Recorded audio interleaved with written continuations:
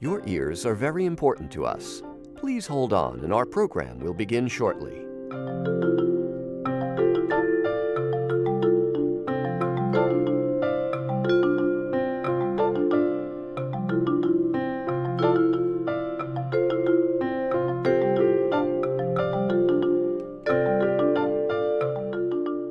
The Soundcheck podcast is coming up. Please continue to hold.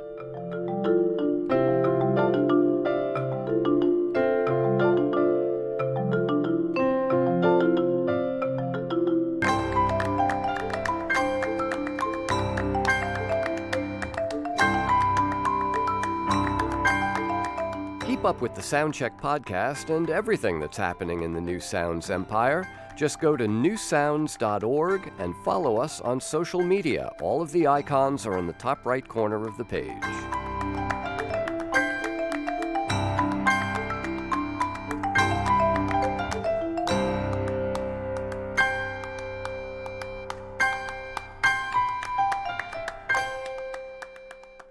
All of our other musicians are currently playing for other customers. Please stay with us, and someone will play for you in just a moment.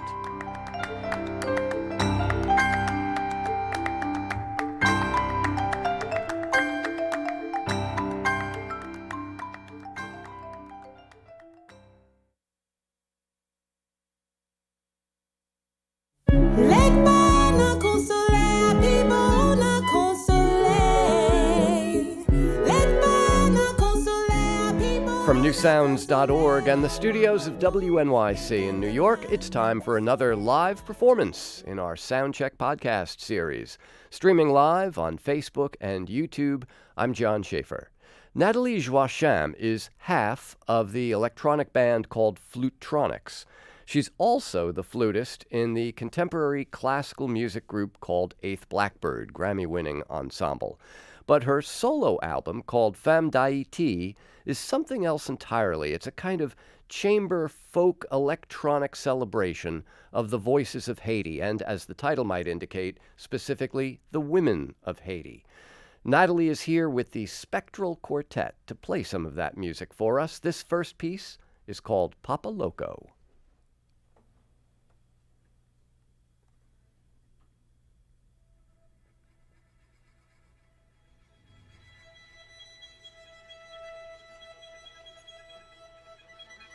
Papa Loco, c'est bon, poussez en aller, nous c'est papi, on a porté nouvelle, baya hangwe.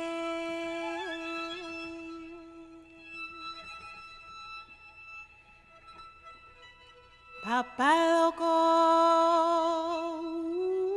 c'est bon. Wapu senale, nous c'est papi, on a porté nouvelle, bayagwe.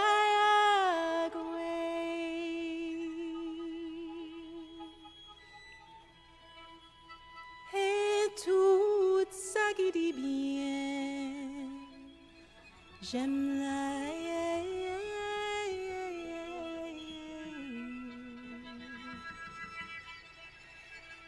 Tout ça qui dit malo, j'aime la Papa Loco, où c'est vendé, où pousser en aller, nous c'est papillon à porter nouvelle,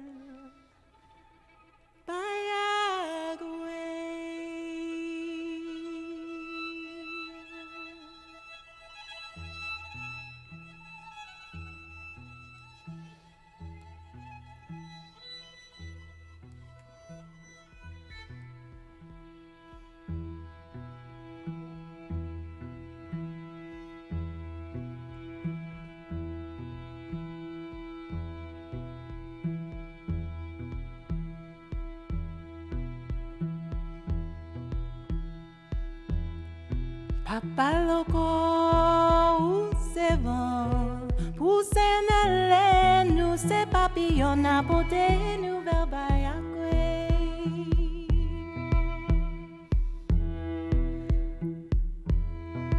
à Papa Loco, où c'est vent, ouah pousse en l'air, nous c'est papillon à porter, nous verbaille à et tout ça qui dit bien, j'aime la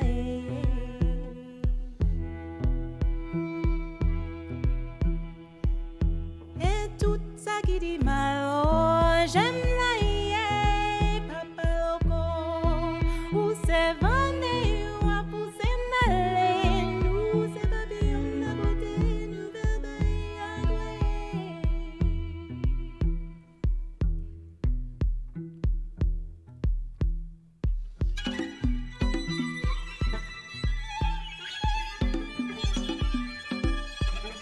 tout ça qui dit bien, j'aime la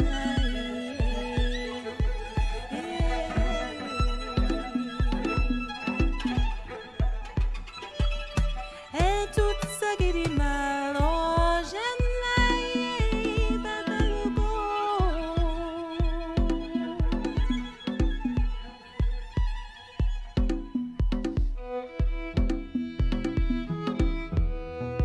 Papa Loco, où c'est bon, pousse en l'air, nous c'est papillon à porter, nous verbaille à Papa Loco, où c'est bon, ouah pousse en l'air, nous c'est papillon à porter, nous verbaille à et tout ça qui dit bien, j'aime la et tout ça qui dit mal, oh, j'aime la Papa Loco, où c'est venu, ouah pousse en l'air, nous c'est papillon à porter, nous verbaille à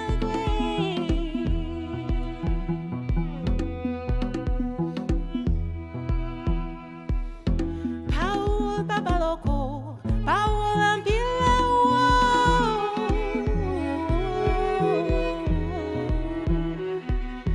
Paul Papa Loco, Paul en pile,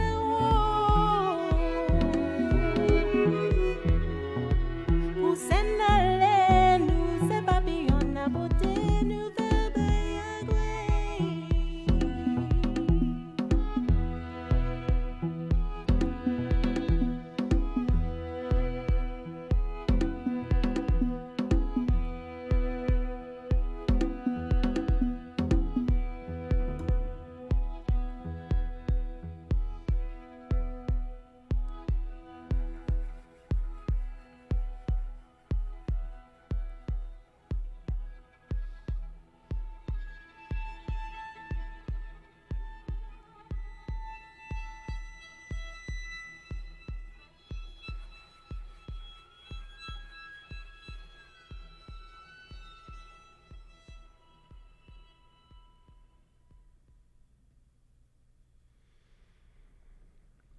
That's lovely. That's called Papa Loco. It's a song by Nathalie Joachim, who's joined us here in the studio with the Spektral Quartet to play live some of the songs from her recent album called Fanm d'Haiti, Women of Haiti. Natalie, it's great to have you here today. Thanks so much. So happy to be here. Let me introduce the members of the quartet who are with you. Clara Lyon and Maeve Feinberg on violins, Doyle Armbrust on viola, and Russell Rowland playing the cello. And Natalie, you've got the flute that we're accustomed to seeing you with, but also some electronics and stuff. And even with all of that, there is something missing from that song, from the way it appears on the record, and that are the other voices that are woven throughout this album. What are those? Whose voices do we hear in the course of this record? Absolutely. The other voices that share space with me on the album actually are very close to my heart. Three of them are iconic female artists from Haiti, one being Emeraunt de Pradine, who was really a voice of Haiti's golden age. Toto Vicente, who for me was a huge muse for this project, and even more than a vocalist, she was really a storyteller and an actress as well. and then Carole de Mesme, who is still alive, a champion of what is called Haitian Vodou music, Haitian Racine music, really Haitian roots music. Roots music, yes. Yeah.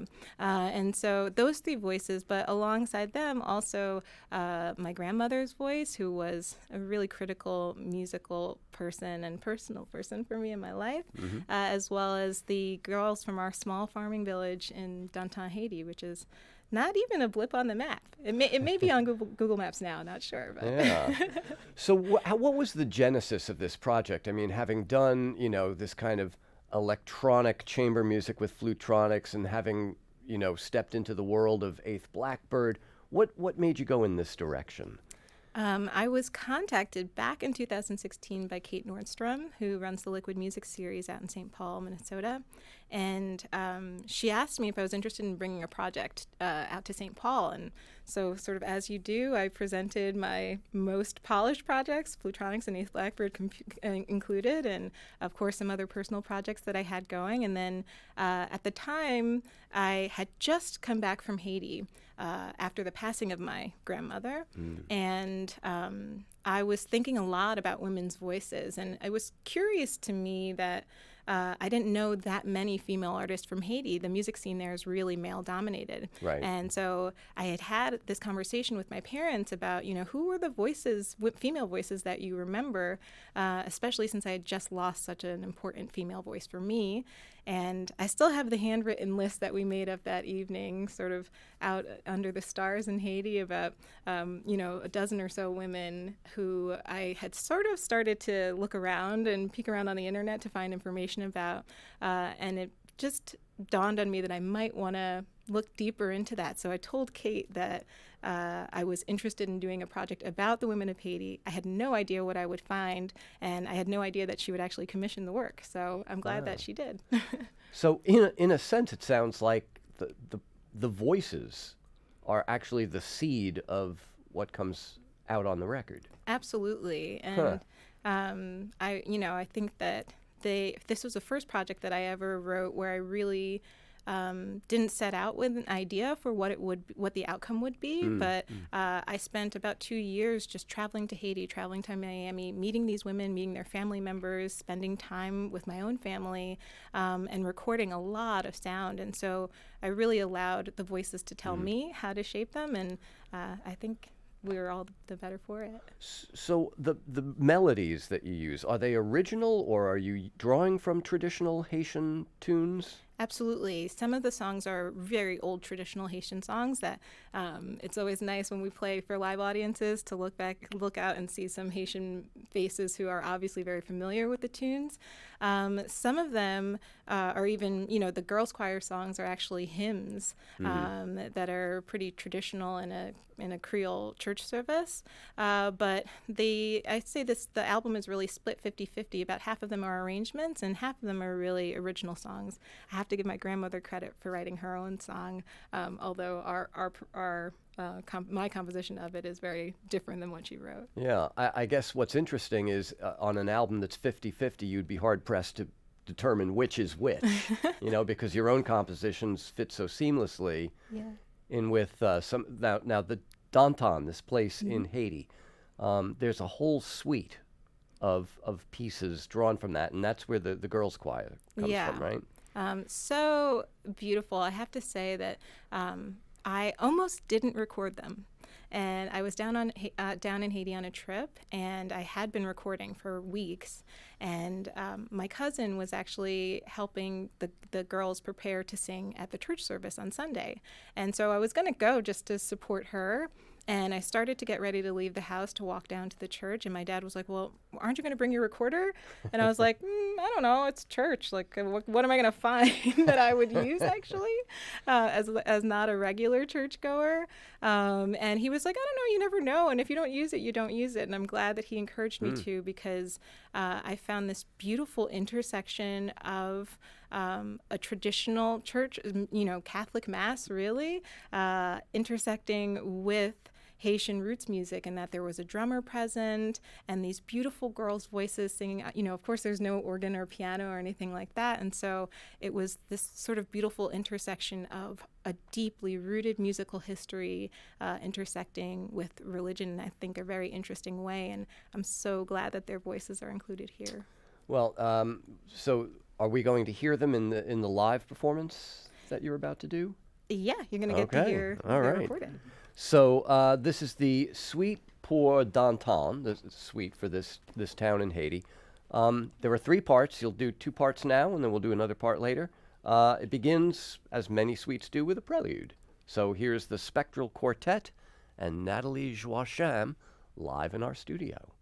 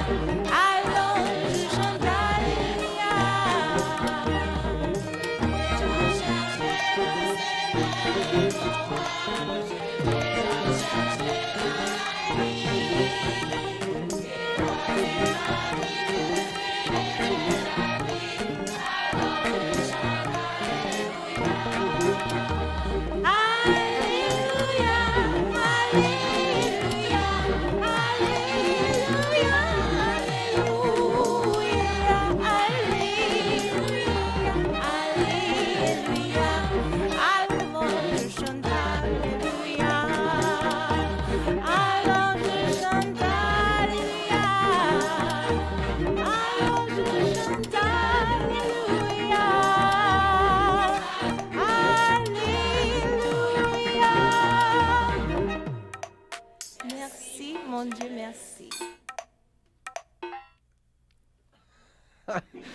That is Nathalie Joachim and the Spektral Quartet live here in our studio, and two excerpts, the first two movements of the three-part Suite pour Danton for this town of Danton, Haiti, where, Natalie, you made that recording of the girls that we just heard, right? Yeah. Where does that kind of rickety, almost lurching rhythm come from? I love that. It's so funny because the prelude is a much more sort of pure presentation of their song, and for this one I wanted to bring in a little bit of my own electronic roots. So it's all done right here on this OP1 synthesizer, and it was a lot of fun. And I just sort of wanted to go for this sense of like buoyancy and to capture their childlike exuberance. To have experienced it in real life was amazing. As they were all, you see the little ones sort of running across the church, and they're just so excited. And I wanted to just capture that in my own way, and it's definitely different. Yes, it is. But see, this is one of the interesting things about this project, is it seems to be a kind of an amalgamation of all the different things that you've done over the years: electronic music, chamber music, folk music. There's improvisation, am I right, in some of the... Yeah, you heard a little bit at the beginning and all throughout Papa Loco, actually. Right. Mm-hmm. So in live performance, these pieces can change, grow, expand? Absolutely. Okay. I think every performance we've done so far, I have to give Spektral a lot of credit. They sort of stick with me on stage. I think every performance so far has been really different. Is it like being in the Bob Dylan band where you never know what he's going to call next? It's a familiar song and suddenly it's in a different key and it's twice as fast? Or a little bit like that. All right. So the album is out, called Fanm d'Haiti, Women of Haiti, and Natalie and the Spektral Quartet are in fact playing live tomorrow evening here in New York at Merkin Concert Hall. It's part of the Ecstatic Music Festival. And in live performance, it's storytelling as well. I mean, you mentioned, that your grandmother would tell you, someone else was, one of the other voices, also a storyteller, right? Absolutely. It really includes not only recorded interviews of me with some of these iconic women, or for the ones who weren't, the one who wasn't alive at the time, her daughter. And so you get to hear some of our conversation. Each of these women really sort of let me into their homes, into their lives for many hours. I think, the full recordings of the interviews are many hours long, and they just shared with me so openly about their lives and about their experiences being Haitian women, really committed to helping Haiti. Right. And so you get to, during the live show, you get to hear some of those interviews, but you also get to hear how they impacted me as well. Well, I'm sure that you are aware of kind of the responsibility that you have as a Haitian-American woman, a woman of color in the classical music world, and, a younger generation of potential listeners might see themselves reflected in classical music now in a way that they wouldn't have before. That's true. But for you, who did you see? Who got you going down this route musically?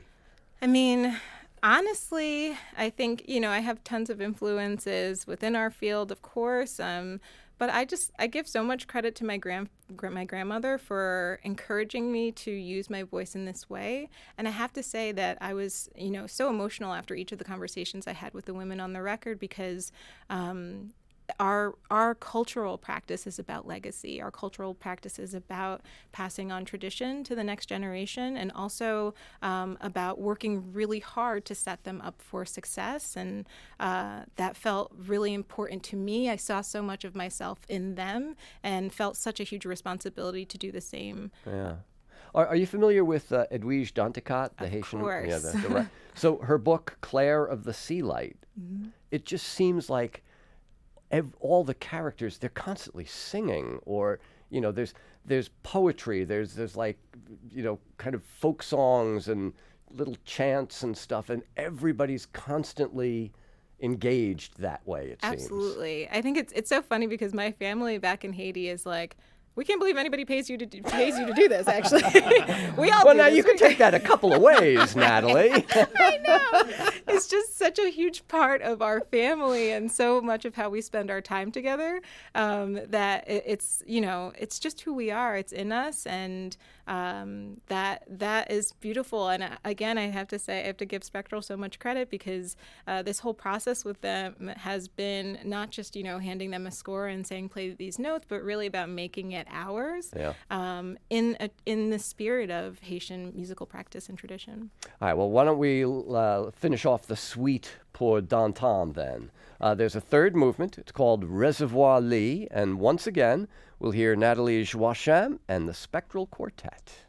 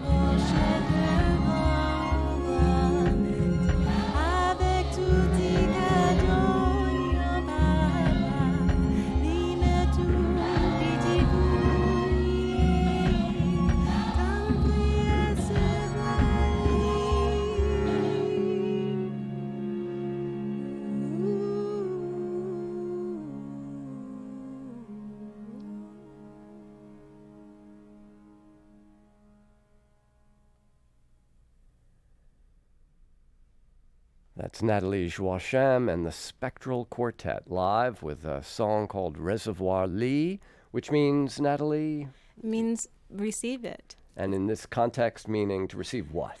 In the context of the song, it means it's actually a song that they play during the offering in a church service. Oh, okay. And it's about receiving gifts, no matter how small that they are, but it's actually our pleasure to give a gift to you. And I love performing that piece as part of this work because it's a pleasure to share with audiences this entire piece. It is also just a beautiful gift to give back to Haiti, I think. So again, Natalie and the Spektral Quartet performing this music live tomorrow evening, an evening of music and storytelling at Merkin Concert Hall, part of the Ecstatic Music Festival.